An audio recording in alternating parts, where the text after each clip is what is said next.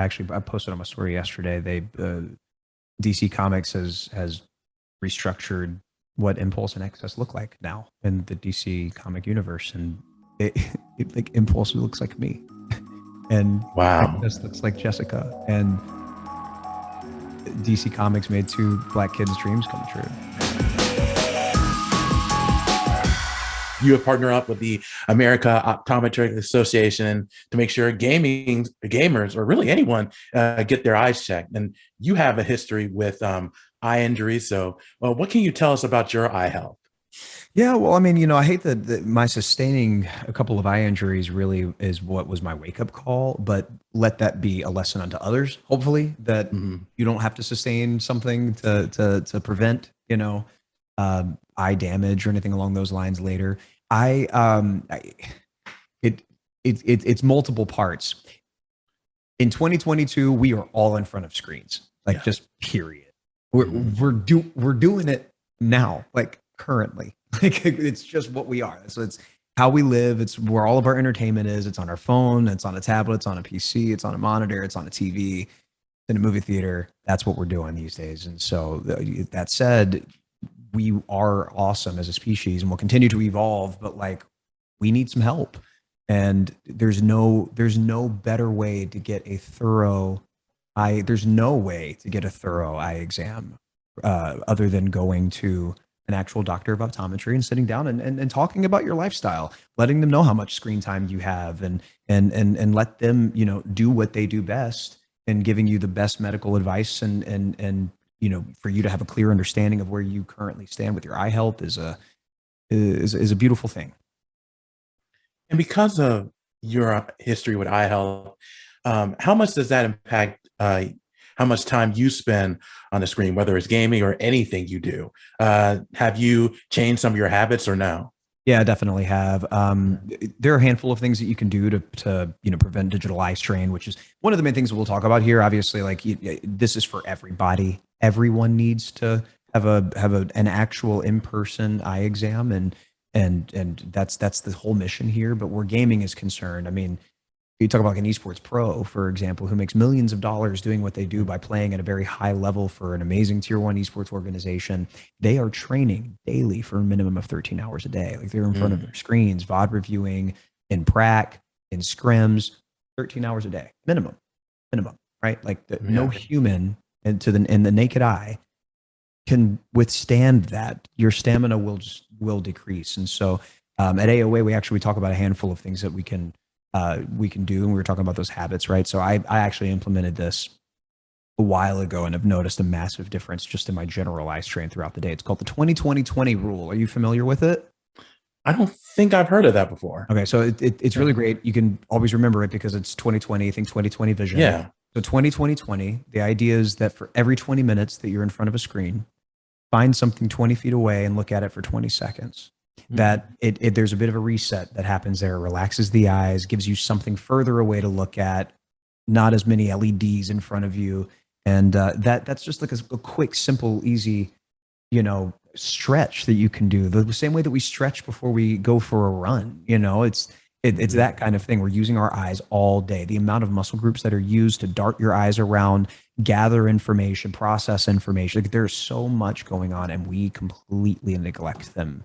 Most people will do it for years and years and years until they feel like they absolutely have to go talk to an optometrist. When at the end of the day, you should start at 6 months of your life, which is what we're doing for our son. When he's 6 months, we're going to my optometrist down the street, and he's going to get his first eye exam, and we'll talk about his eye health and ensure that we're doing what we can to make sure that there's no harm in the way, and we can do what we can do to live a happy lifestyle where we can really experience everything the way that it's meant to be.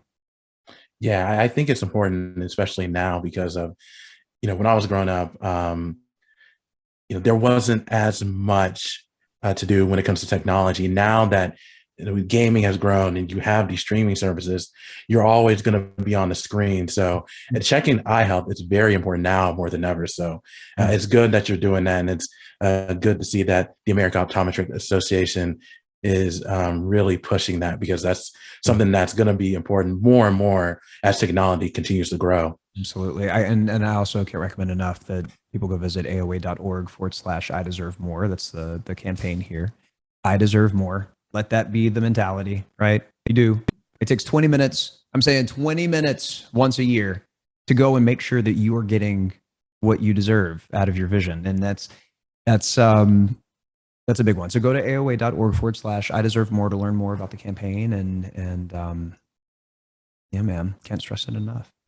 Absolutely. You mentioned esports, and you know, it has grown so much Oh over the yeah. years. And you're actually a part owner of an esports organization. You're actually a gamer yourself. So when did your love for video games begin? Those are my first memories. My first memories that I have, like core initial memories, were Ultimate Fighter Hmm. with my older siblings. Um, sorry, not Ultimate Fighter, Virtua Fighter, like the OG one. Yeah. Tekken, you know, Duck Hunt, Super Mario World, Super Mario Brothers Hmm. with my folks, like every morning before school. Aladdin side scroller, like those are my first memories. Gaming.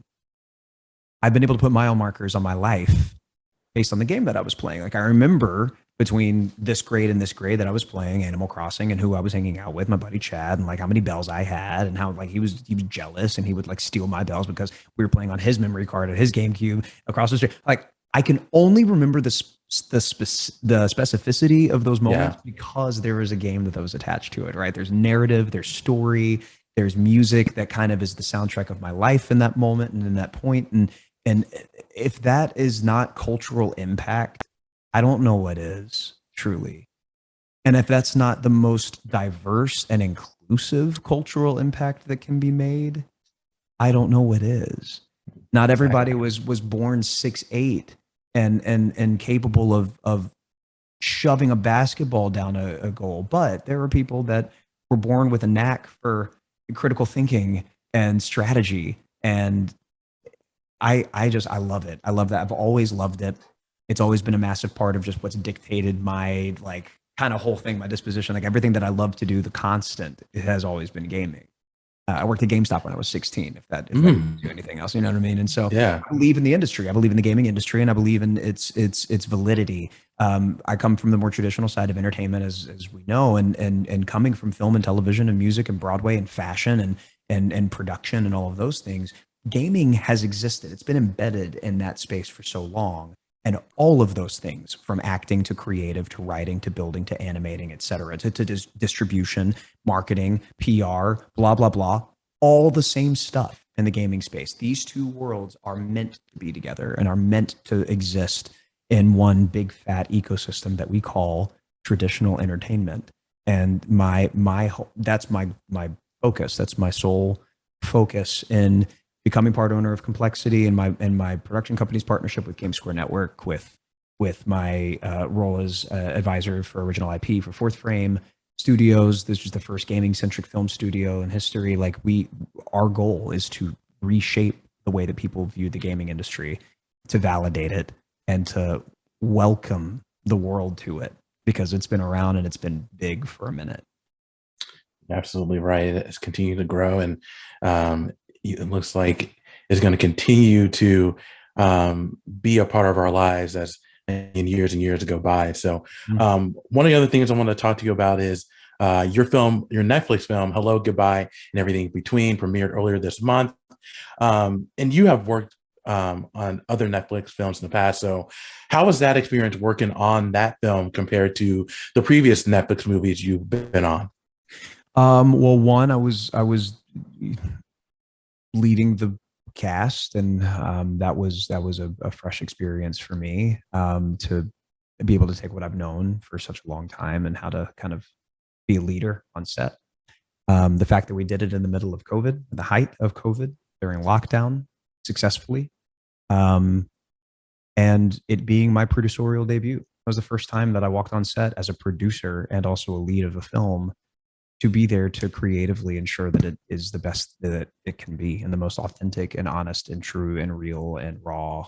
And I thankfully, like, having worked with Netflix before and having worked with Ace Entertainment before, we all have a really nice rapport and we understand each other and we all want the same things and we're all trying to reach the same goals where the production is concerned. And so Netflix is wonderful and has been wonderful. We actually we brought the film to Netflix, so we'd already kind of done things on our own, and showed them what we wanted. And they, again, because we've all worked with them for so long, like they knew that we could work together to build the right edit and put a great story out. And I'm grateful that they believed in me as a producer. I'm grateful that my other producing partners that are so seasoned in the space and have been doing it for so long also believed in me.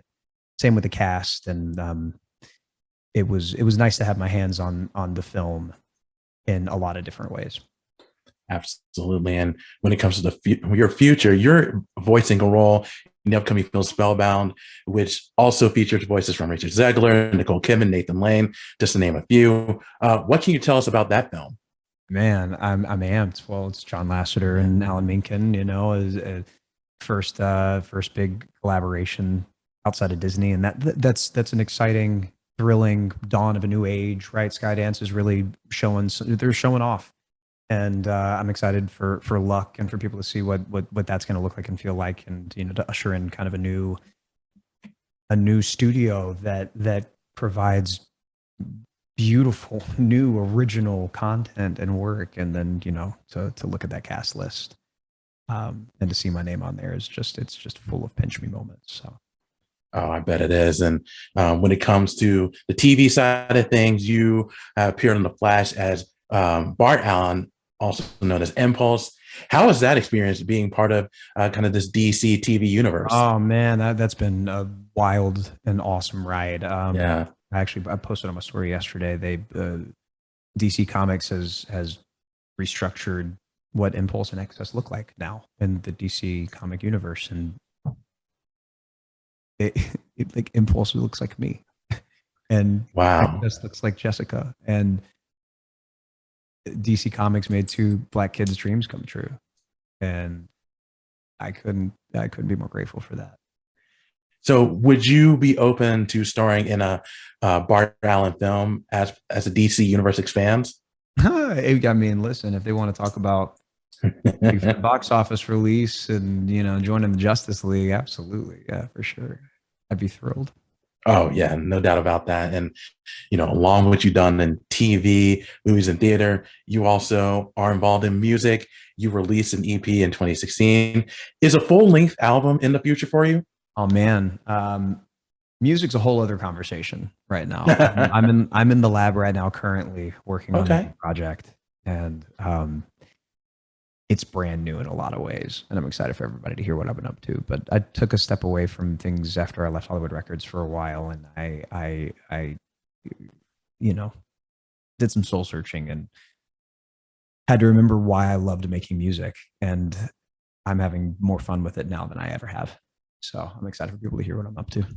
Definitely looking forward to that. And the last question for me before I let you go, you won Dancing with the Stars in 2017. It was season 25, and you hosted Dancing with the Stars Junior, which happened a year after.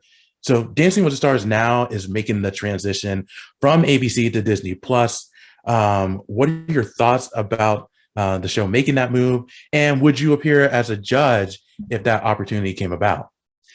I actually recommended to them that they do that a couple of years ago.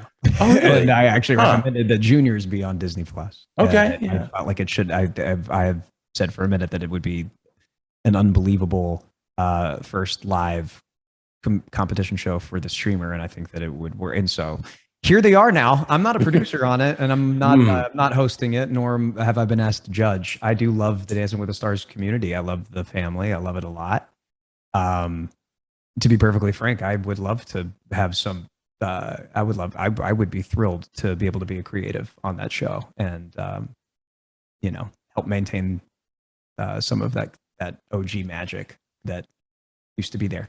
And it's cool to see kind of like how they're evolving and changing and shifting. And I'm excited to see now with kind of a new regime and at Disney Plus what capital they can grab and build, and like what they plan on doing, because moving to Disney Plus only means bigger and better. So I'm amped to see what they end up doing. it's going to be a big move. And I think everyone else is looking forward to that as well. Well, Jordan, thank you so much for your time. I really do appreciate it. Congratulations on everything and continued success to you.